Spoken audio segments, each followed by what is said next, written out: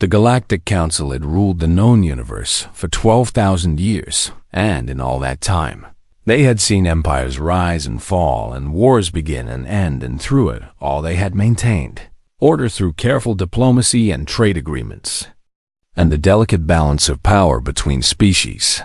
The Great Chamber on the Council World of Nexus Prime held representatives from 847 different species, and each one of them believed they understood how the galaxy worked, and what threats mattered and which species deserved attention. Humanity had joined this ancient body only 60 years ago, which was nothing more than a blink of an eye in galactic terms, and the elder species viewed them as children who had barely learned to walk among the stars. Ambassador Relkith of the Dominari Hegemony sat in his elevated seat and watched the human delegation enter the chamber, and he felt nothing but mild disinterest as they took their places in the back rows where junior species belonged. The Dominari were one of the founding species of the Council, and they had guided galactic civilization for longer than most species had existed, and Irelketh had spent 3 centuries in diplomatic service, and he believed he had seen everything worth seeing. Humans were unremarkable in his estimation, and they lived short lives of barely a century, and their technology was adequate, but nothing special, and their single colony beyond Earth was a modest settlement called New Helsinki in the Outer Rim, where nothing important ever happened. The human ambassador was a gray-haired woman named Elena Vasquez, and she had served in this position for 12 years, and in all that time she had never made waves or demanded attention, and Irelkith appreciated that quality in junior species.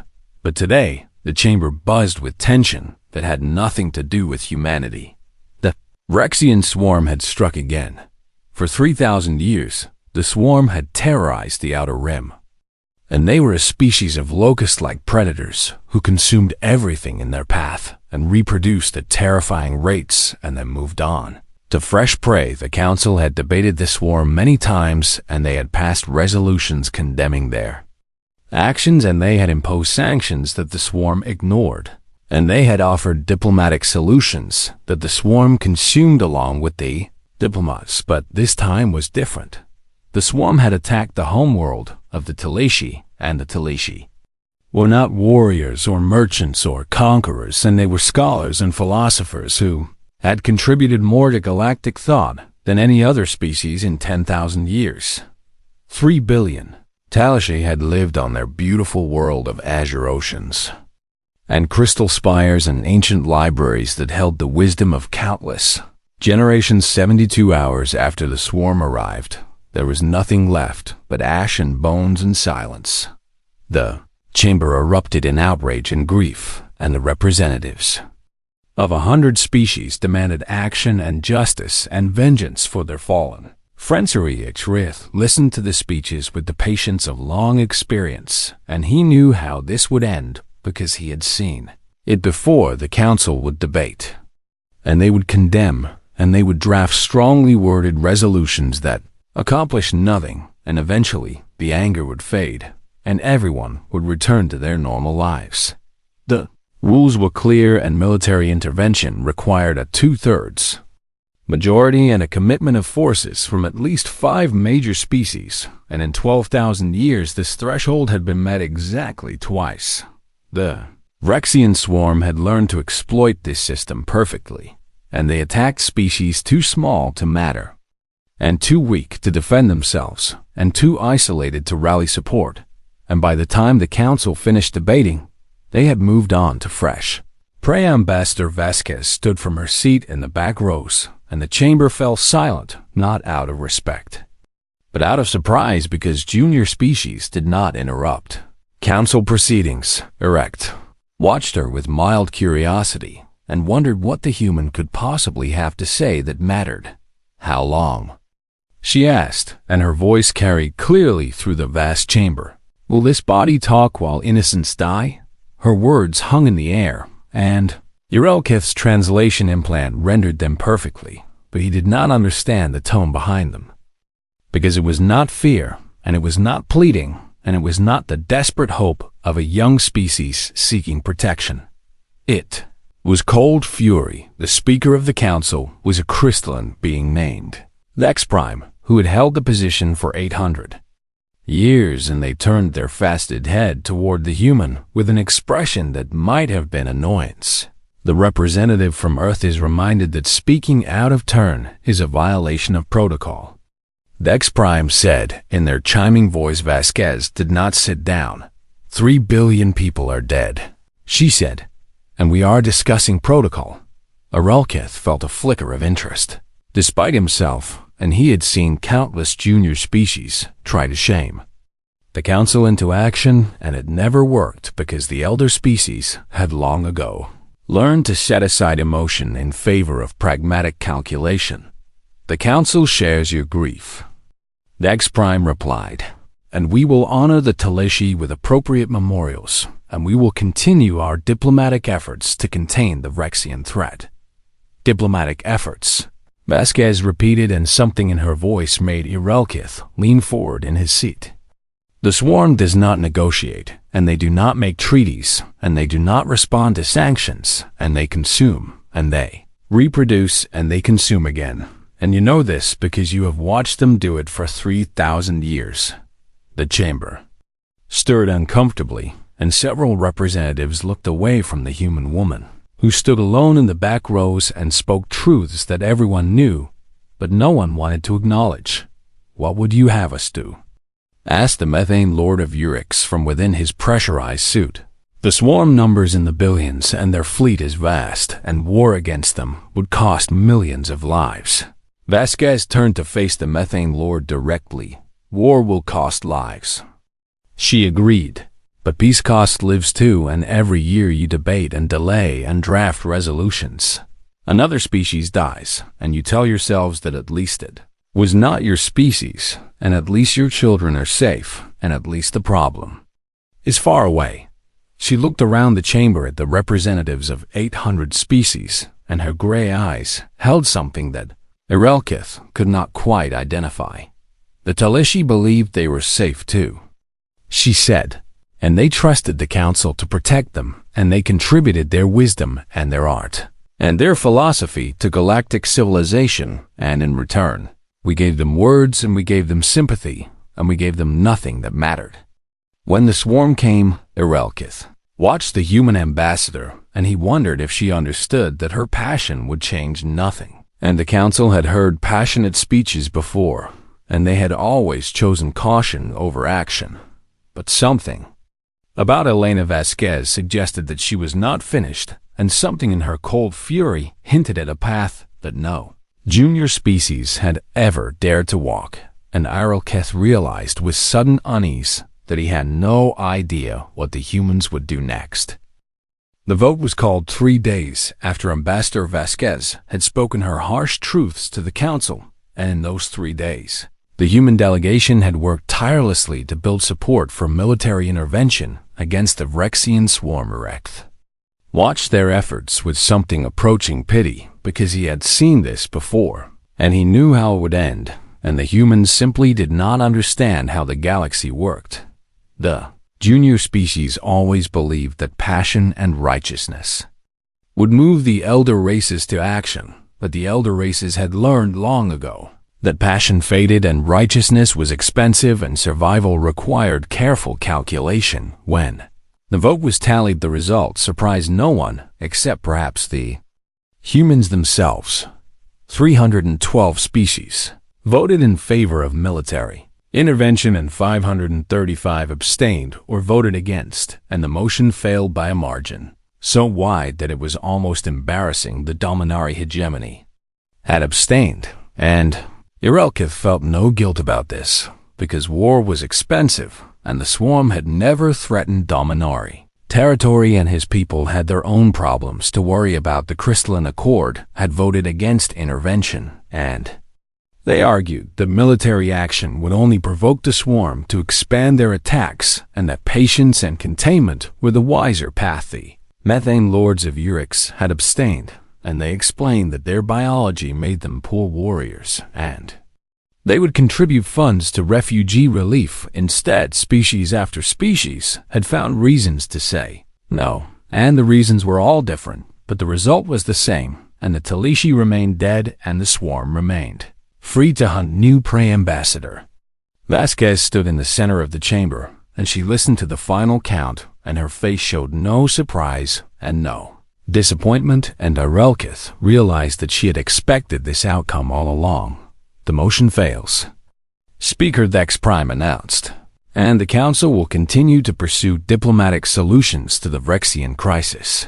Vasquez nodded slowly, and then she did something that Irelkith had never seen any representative do in 3 centuries of service. She smiled. It was not a happy smile, and it was not a relieved smile, and it was the smile of someone who had been waiting for exactly this moment. Then humanity will act alone, she said. The chamber erupted in murmurs and whispers, and Irelkith heard laughter from several delegations, because the idea was absurd, and everyone knew it was absurd. The Dominari ambassador leaned forward in his seat, and he spoke with what he believed was kindness. Ambassador Vasquez, he said, humanity has 6 warships, and the swarm has 6,000, and I understand your frustration, but what you propose is not courage, and it is suicide. Vasquez turned to face him directly, and that strange smile remained on her aged face. You are mistaken, Ambassador Irelkith, she said, about several things. She raised her hand and transmitted a data packet to every delegation in the chamber simultaneously, and the packet contained a single document with an official seal that Irelkith did not recognize. This is the United Earth Emergency Mobilization Act, Vasquez explained, and it was passed unanimously by Earth's Governing Council 4 hours ago, and it authorizes total war against the Vrexian swarm. Irelkith opened the document and began to read, and as he read, the blood drained from his face, and his certainty began to crumble. Total war. The humans were not proposing to send 6 ships against the swarm, and they were not proposing a limited military action or a symbolic gesture of solidarity. They were mobilizing everything. You cannot be serious, said the Methane Lord of Urix. Your species does not have the resources for a sustained military campaign. We have more resources than you know, Vasquez replied, and we have kept our true capabilities quiet because we did not wish to alarm our new allies, but circumstances have changed. She gestured, and a holographic display appeared above her showing data that made Irelkith's hard skip a beat. Earth's population was 12 billion, and their colony worlds held another 2 billion. And their industrial output was 3 times what they had reported to the Council, and their military reserves numbered in the hundreds of millions. You lied to us, said Speaker Dex Prime, and their crystalline voice held an edge of anger. We underreported, Vasquez corrected, as every species does when they join the Council, and we did not lie about anything that mattered, and we simply kept our true strength to ourselves until we needed it. Irelkith stared at the numbers, and he tried to understand what he was seeing, and he realized with growing horror that humanity had been hiding in plain sight all along. They had filed modest economic assessments, and they had declared minimal military assets, and they had behaved exactly like the harmless junior species everyone assumed they were. But they were not harmless. They were patient, even with these numbers. Irelkith said carefully, the swarm outnumbers you significantly, and their fleet is battle-tested, and yours is not. Vasquez nodded. This is true, she agreed, and many of our people will die, and we know this and we accept this. The chamber fell silent, because no species talked about their own deaths so calmly, and no species accepted such losses as the price of action. Why? Asked the young representative of the Pelori Collective, and her voice trembled with confusion. Why would you sacrifice your people for species you barely know? Vasquez was quiet for a long moment, and when she spoke, her voice was soft, but it carried to every corner of the vast chamber. Because someone has to, she said, and because no one else will, and because the Talishi deserve better, and because the next species, the swarm, A tax deserves better too. She looked around at the representatives of 800 species, and her gray eyes held no accusation. Only sadness. We joined the council because we believed in what it represented, she said, and we believed that civilized species would stand together against those who would destroy civilization. And we were wrong about that, but we are not wrong about what must be done. Irelketh watched her, and he felt something he had not felt in centuries, and it took him a moment to identify the emotion shame. Humanity will march to war, Vasquez declared, and we will fight the swarm alone if we must, and we will win or we will die trying. And either way, the galaxy will know that someone cared enough to act. She turned and walked toward the chamber doors, and the human delegation followed her, and no one tried to stop them, and no one knew what to say. The doors closed behind them, and the chamber remained silent for a long time. Rex looked at the data still floating above the empty human seats, and he thought about a species of short-lived creatures who had decided to throw themselves against an enemy that had terrorized the galaxy for 3,000 years. He thought about courage, and he thought about foolishness, and he wondered if perhaps they were the same thing, and somewhere deep in his ancient heart, he wondered if the humans might actually succeed.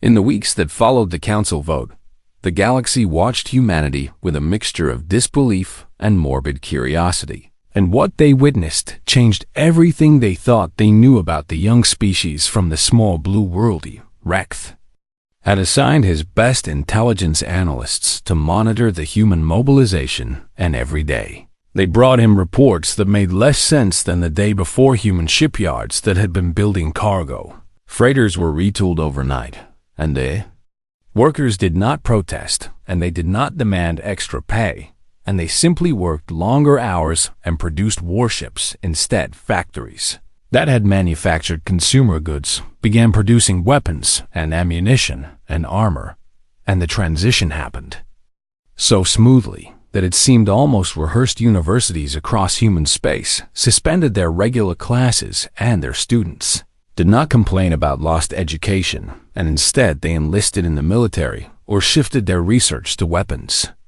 development and medical technology and logistics. Read the reports with growing unease, because nothing about this behavior matched what he knew about species and civilizations and the way societies functioned when the Dominari had mobilized for war in ancient times. It had taken decades of preparation, and population had resisted, and the economy had struggled, and the whole process had been painful and slow. Humans seemed to transform themselves in days, but it was the volunteers that truly stunned the Dominari ambassador across the galaxy. The council species conscripted soldiers reluctantly and carefully, and they preserved their essential personnel and protected their genetic diversity, and they calculated exactly how many casualties they could afford. Humans did something completely different. They simply asked who wanted to fight, and 94 million answered in the first week. Rex stared at that number for a long time, because it did not make sense, and no species had that many citizens willing to die for strangers, and no civilization could function if its people valued abstract principles over their own survival. He called in experts on human psychology, and they tried to explain what they called patriotism and duty and honor and sacrifice, but their explanations only confused him more. One expert showed him recordings of human history, and Irelketh watched scenes of young humans marching off to wars that had happened centuries ago, and he saw the crowds cheering and the families crying and the soldiers smiling despite knowing they might never return. They celebrate going to die, Irelketh said, and his voice was barely a whisper. They celebrate the cause, the expert replied, and they believe that some things are worth dying for, and this belief is so fundamental to their culture that they do not even question it. Irelketh thought about his own species and how the Dominari valued survival above all else, and how they had built their civilization on careful calculation and risk avoidance and the patient accumulation of power. Humans built their civilization on something else entirely, The reports continued to arrive, and each one was more alarming than the last human. Training camps appeared on every continent of every world they controlled, and old veterans who had fought in conflicts Urelkith had never heard of emerged to teach young humans how to kill. Their civilian merchant fleet was the largest in the Outer Rim, though no one had bothered to notice this before, and now those cargo ships were being converted into troop transports and supply vessels and hospital ships. Their media broadcast patriotic calls to service every hour, and their artists created propaganda that made Urelkith uncomfortable in ways he could not explain, and their musicians wrote songs about glory and sacrifice that millions of humans sang together, and their scientists abandoned peaceful research for weapons development with an enthusiasm that bordered on disturbing one. Report mentioned something called Project Hellfire, and the details were classified, but the energy readings suggested the humans were building something that had never existed before. Reekth decided he needed to understand these creatures better, and so he began to study human history in depth.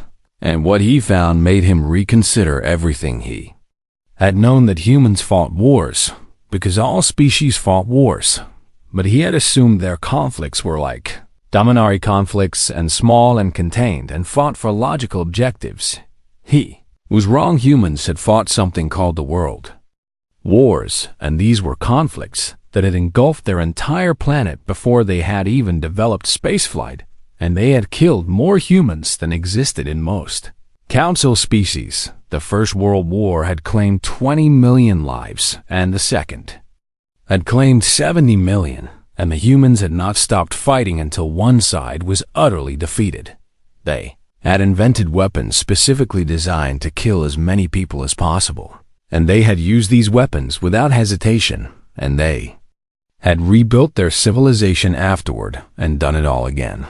Within a generation, Urelkith read about something called nuclear weapons, and he felt genuine fear for the first time in centuries.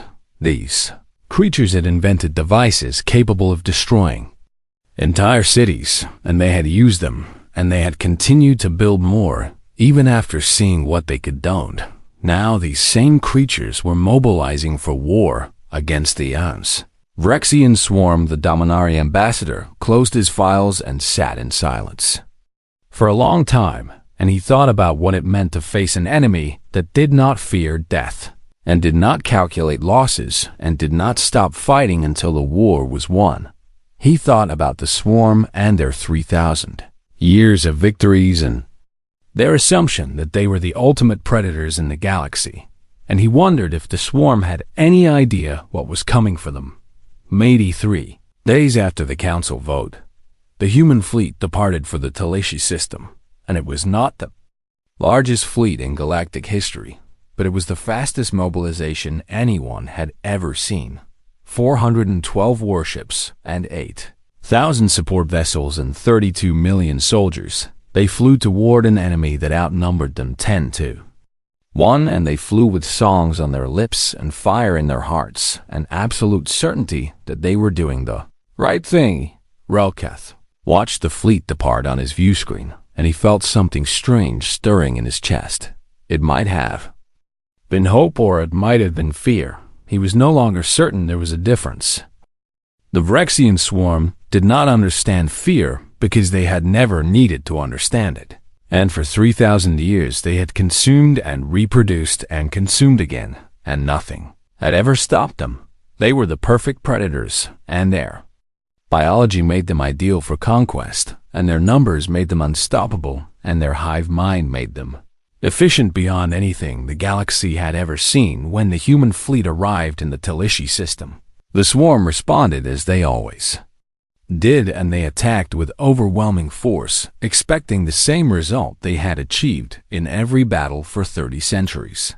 They outnumbered the humans nearly 15-1, and their ships were proven in combat, and their warriors had never known defeat. The first engagement lasted 6 hours, and when it was over, the galaxy would never be the same. Council observers had positioned themselves at safe distances to watch the battle, and they expected to witness a massacre, and they expected to send reports about brave but foolish humans who had thrown their lives away for nothing. What they witnessed was something else.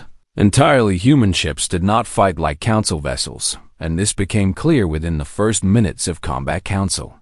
Species valued their ships and their crews, and they fought defensively. And they retreated when damaged, and they preserved their assets for future engagements. Humans pressed forward. The swarm sent wave after wave of attack craft against the human fleet, and the humans took terrible losses, but they did not pull back, and they did not regroup, and they did not do any of the things that sensible species did when facing superior numbers. They advanced into the heart of the swarm formation, and they kept firing until their weapons melted, and then they rammed their crippled ships into enemy vessels. The observers watched in stunned silence as human captains deliberately crashed their dying ships into swarm carriers, and the explosions took dozens of enemy craft with them. "They are insane," whispered one Dominari observer. "No," replied her colleague. "They are winning," and incredibly impossibly it was true. The swarm had always relied on their enemies behaving rationally, and rationally meant preserving your forces and avoiding unnecessary losses in retreating when the odds turned against you. Humans did not behave rationally. They fought like creatures who had already accepted death, and this gave them a freedom that the swarm had never encountered. Human soldiers boarded swarm vessels in small boarding pods, and they fought hand-to-hand in corridors too, cramped for the swarm to use their numerical advantage, and they died in staggering numbers, but they kept coming. One observer recorded footage of a human soldier who had lost his weapon fighting a swarm warrior with his bare hands, and the human was torn apart, but he had bought his squad mates 3 seconds, and 3 seconds was enough for them to complete their objective. The swarm commanders tried to adapt, but they had no experience with an enemy like this, and their tactics had been developed over millennia against species who wanted to survive. Humans wanted to win, and they did not seem to care if they survived the process by the 4th hour of the battle. The swarm had lost 200 vessels, and they had never lost more than 50 in any previous engagement, and their hive mind buzzed with something that might have been confusion. By the 5th hour, they had lost 300 vessels, and something new entered the hive mind, and it took the swarm a long time to identify this unfamiliar sensation. It was doubt. By the 6th hour, the swarm did something they had never done in 3,000 years of conquest. They retreated. The human fleet was battered and bleeding, and they had lost nearly a third of their ships, but they had driven the swarm from the Talashi system, and they had proven that the unstoppable predators could be stopped. Council observers transmitted their recordings to Nexus Prime, and within hours the entire galaxy had seen the footage. They saw human ships charging into impossible odds, and they saw human soldiers fighting until their last breath, and they saw commanders giving orders to ram enemy vessels knowing they would die in the explosion. They saw something that had not existed in the galaxy for a very long time.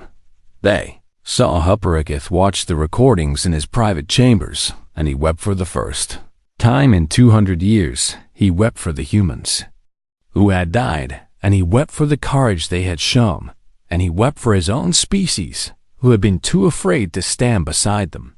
The war was not over, and everyone knew that the swarm would regroup and return with greater numbers, and the humans had won a battle, but the campaign would be long and brutal. But something fundamental had changed. Swarm had learned something they had never known before, and it was a lesson that would haunt their hive mind for generations. Humans did not fight to survive. Humans fought to win, and there was no tactic and no strategy and no overwhelming force that could defeat an enemy who was not afraid to die. In the weeks that followed the first battle, the human fleet pushed deeper into swarm territory, and they liberated 3 colony worlds that had been marked for consumption, and they evacuated millions of refugees who had given up hope. Every victory cost them dearly, and the casualty reports were horrifying, and human families across the galaxy received messages telling them that their loved ones would not be coming home. but the volunteers kept coming. 4. Every human who died 2 more stepped forward to take their place, and the training camps on Earth and the colony worlds never stopped producing new soldiers. The swarm threw everything they had at the human advance, and they killed humans by the thousands, and they destroyed ships by the dozens. And still the humans came. They came with fire in their eyes and songs on their lips and absolute certainty that they were doing something that mattered. They came because the galaxy needed them. They came because no one else would, and slowly and possibly inevitably they began to win. 6 months after humanity had marched to war, a lone ambassador, Elena Vasquez, stood before the Galactic Council once more, and the chamber that had once dismissed her with laughter now listened in absolute silence. The war was not over, and the Vrexian swarm still existed and still fought, and still consumed where they could, but something unprecedented had happened. The swarm was retreating. For the first time in 3,000 years, the greatest predators the galaxy had ever known were falling back and abandoning territory and fleeing from an enemy they could not understand. Human losses had been catastrophic, and the numbers made Irel could feel physically ill when he read them: 11 million dead and 200 ships destroyed and countless soldiers maimed and traumatized and forever changed by what they had seen and done. Their economy was shattered, and their people were grieving, and their resources were nearly depleted. And yet when the human government called for volunteers to continue the campaign, 8 million more humans answered. Million people who had watched their friends and family die, and who knew exactly what they were signing up for, and who stepped forward anyway. Reketh could not comprehend this, and he was not sure he ever would. Vasquez looked older than she had 6 months ago, and her gray hair had gone white, and there were lines on her face that had not been there before. But her eyes still held that cold fire that had first caught the Dominari ambassadors' attention.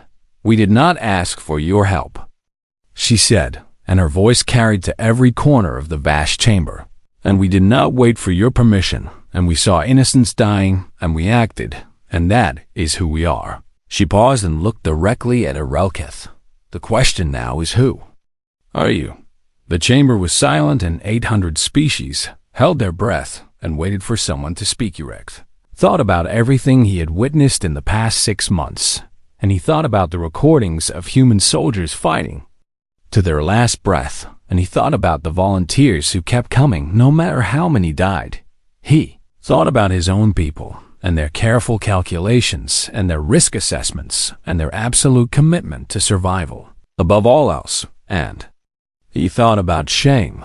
The Dominari had been one of the founding species of the Council, and they had guided galactic civilization for longer than most species had existed, and they had always believed that their caution and their wisdom made them superior. But wisdom had not saved the Talisha. Caution had not stopped the swarm. Humanity had done what the ancient and powerful and wise Dominari had refused to do, and they had paid for it in blood and tears and broken familia. Sarkith rose from his seat, and the chamber stirred because the Dominari ambassador had not spoken in a council session since the day of the vote. "I have served this council for 3 centuries, he said, and his voice was heavy with emotion. "And in all that time, I believed that I understood what it meant to be civilized, and what it meant to be wise, and what it meant to be strong."